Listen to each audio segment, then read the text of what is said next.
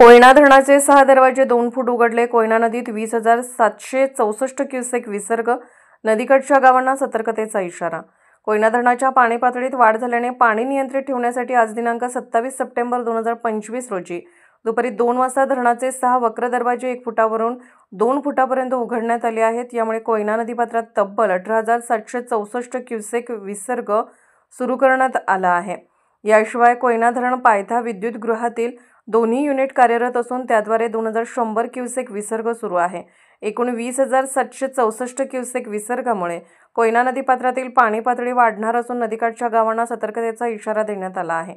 प्रशासनाकडून नागरिकांनी अनावश्यक धोकादायक ठिकाणी जाणे टाळावे आणि सुरक्षिततेसाठी आवश्यक ती काळजी घ्यावी असे आवाहन करण्यात आले आहे.